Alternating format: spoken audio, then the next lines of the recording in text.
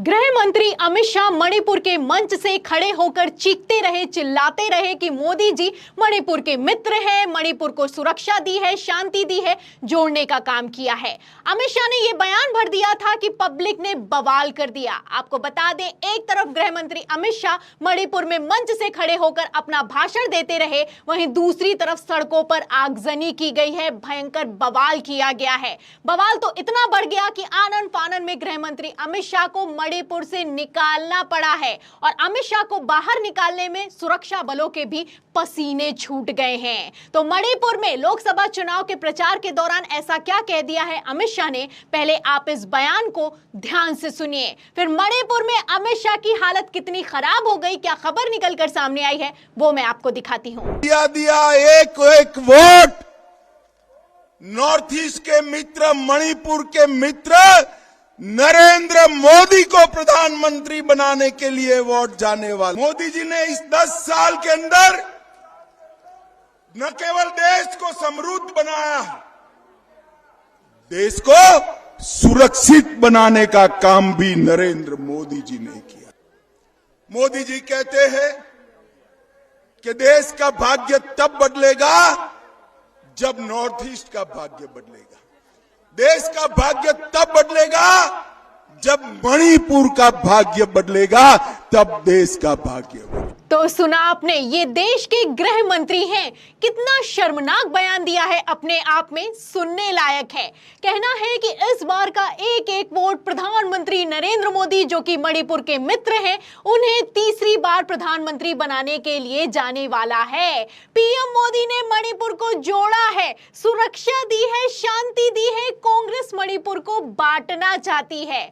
मतलब बेशर्मी की सारी हदें पार हो चुकी हैं। सरकार आपकी है, मुख्यमंत्री आपका है, सरकार आपकी चल रही है केंद्र में भी और राज्य में भी, लेकिन कांग्रेस मणिपुर को बांटना चाहती है। और इतना ही नहीं, गृह मंत्री अमित शाह यहीं पर नहीं रुकते, आगे कहते हैं कि प्रधानमंत्री नरेंद्र मोदी मणिपुर के मित्र हैं। अगर मित्र हैं तो भाग क्यों खड़े हुए? सबसे बड़ा सवाल तो यही खड़ा होता है। 11 महीने हो गए हैं, मणिपुर जल रहा है, लेकिन प्रधानमंत्री नरेंद्र मोदी के बस की बात नहीं है कि मणिपुर में सुरक्षा व्यवस्था को कायम किया जा सके। बातें तो की जाती है कि विश्व गुरु है, विश्व में इनका डंका बजता है, लेकिन एक अकेले छोटे से राज्य मणिपुर की सुरक्षा व्यवस्था तक को ये कायम नहीं कर रहे हैं। हालत तो ये हो चुकी है कि ये लोग मणिपुर से लोकसभा चुनाव 2024 में भाग खड़े हुए हैं। खबर आप देखिए न्यूज़ 24 की। देखिए, इसमें लिखा है कि मेघालय, मणिपुर, नागालैंड में बीजेपी नहीं उतारेगी अपने उम्मीदवार, बीजेपी इन राज्यों की रीजनल पार्टियों को अपना समर्थन देगी। तो रीजनल पार्टियों को समर्थन दिया जा रहा है। एक एक सीट के लिए अपना जी जान लगा देने वाली भारतीय जनता पार्टी मेघालय, मणिपुर और नागालैंड में अपना कोई प्रत्याशी ही नहीं उतार रही है। रीजनल पार्टियों को सपोर्ट किया जा रहा है और रीजनल पार्टियों को ही सपोर्ट करने के लिए जब गृह मंत्री अमित शाह मणिपुर पहुंचे हैं तो उनकी हालत खराब हो गई है। सड़कों पर भयंकर आगजनी की गई है, सुरक्षा बलों के पसीने छूट गए हैं। बड़ी मुश्किल से गृह मंत्री अमित शाह को मणिपुर से निकाला गया है। तो जो कल जब गृह मंत्री अमित शाह मणिपुर पहुंचे तो क्या कुछ हुआ, खबर आप देखिए एबीपी की। देखिए, इसमें लिखा है कि मणिपुर में थे अमित शाह, सड़कों पर हो रही थी आगजनी, सुरक्षा बलों के पसीने छूटे, जाने क्या है वजह। तो आप देख सकते हैं, गृह मंत्री अमित शाह जहां मंच पर खड़े होकर प्रधानमंत्री नरेंद्र मोदी के गुणगान कर रहे थे, सुरक्षा शांति की बात कर रहे थे, वहीं दूसरी तरफ सड़कों पर आगजनी की गई है। इतनी भयंकर आगजनी की गई है, इतने हालात खराब हो गए कि सुरक्षा बलों तक के पसीने छूट गए। और इतना ही नहीं, आपको बता दें कि बयान भी निकलकर सामने आया है। जिन्होंने प्रदर्शन किया है उन्होंने अमित शाह को खुली चुनौती दी है और चुनौती देते हुए क्या कहा है, सुनिएगा। देखिए, खबर में लिखा है कि प्रदर्शनकारी ने कहा कि राज्य 11 महीने से अधिक समय से हिंसा की आग में जल रहा है। वे पहले नहीं आए, लेकिन लोकसभा चुनाव में प्रचार करने के लिए चले आए हैं। प्रदर्शनकारी ने कहा है कि शाह की यात्रा का स्वागत करने का कोई कारण नहीं है, क्योंकि ऐसा माना जा रहा है कि ये चुनावी उद्देश्यों के लिए है, ना कि वर्तमान संकट को संबोधित करने के लिए। तो चुनावी मुद्दों के लिए की जा रही है, लोकसभा चुनाव के लिए की जा रही है ये यात्रा, ये दौरा। उन्हें बिल्कुल फर्क नहीं पड़ता है कि मणिपुर के लोग जी रहे हैं या फिर कि मर गए हैं। ये लोग सिर्फ अपने उद्देश्यों को साधने के लिए यहां पर आ रहे हैं, इसलिए इनका स्वागत नहीं होगा, उल्टा भगा भगाया जाएगा। तो कैसे भगाया गया है और सुरक्षा बलों ने क्या किया है वो भी सुनिएगा। देखिए खबर में आगे लिखा है कि सुरक्षा बलों ने हल्का बल प्रयोग कर किया प्रदर्शन को काबू।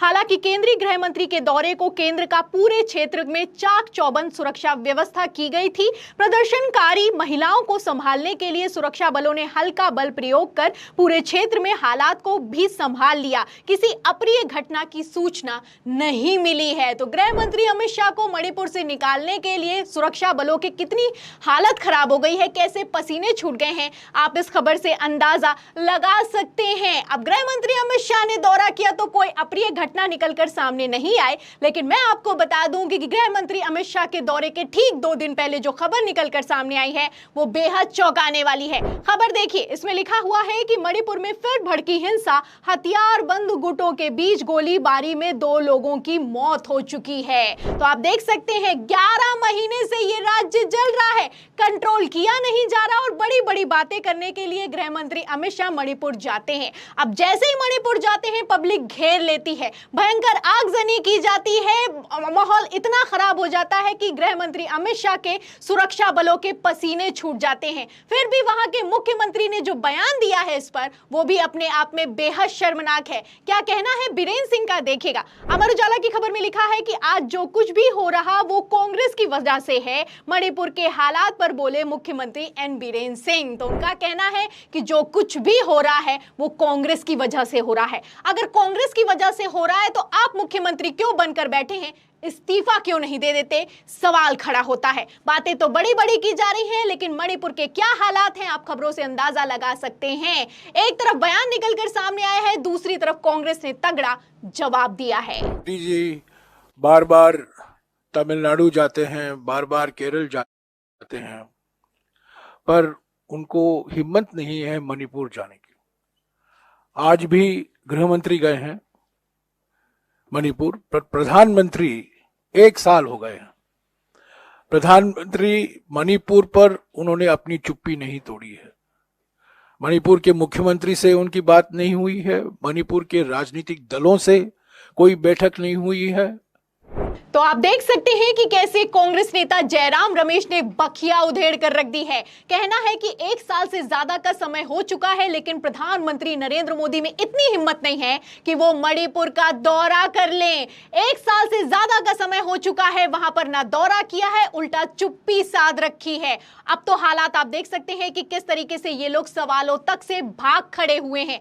उल्टा सोने पर सुहागा तो ये हुआ है कि गृह मंत्री अमित शाह जब मणिपुर का दौरा करते हैं तो मन से खड़े होकर कहते हैं कि प्रधानमंत्री नरेंद्र मोदी ने मणिपुर को सुरक्षा दी है और इसी सुरक्षा के नाम पर वोट दिए जाने चाहिए। अब कितनी सुरक्षा दे दी गई होगी इसका अंदाजा आप इस बात से लगा सकते हैं कि ये वही मणिपुर है जहां पर महिलाओं को निर्वस्त्र करके सड़कों पर घुमाया जाता है, सामूहिक बलात्कार किया जाता है और देश का गृह मंत्री मन से खड़ा होकर कहता है कि हमने सुरक्षा दी है इसलिए मोदी जी को वोट दीजिए। तो कितनी सुरक्षा दे दी होगी इसका अंदाजा आप इस बात से लगा सकते हैं कि गृह मंत्री अमित शाह तक मणिपुर में सुरक्षित महसूस नहीं कर रहे हैं। बातें तो बड़ी बड़ी की जाती हैं, लेकिन जमीनी हकीकत कितनी खोखली है आप खबरों से अंदाजा लगा सकते हैं। अभी तो नागालैंड, मणिपुर और मेघालय से भागे हैं। अब यह देखना होगा कि क्या देश से भागने का भी समय नजदीक आ गया है। क्या 2024 लोकसभा चुनाव भारतीय जनता पार्टी के ताबूत की आखिरी कील साबित होगा?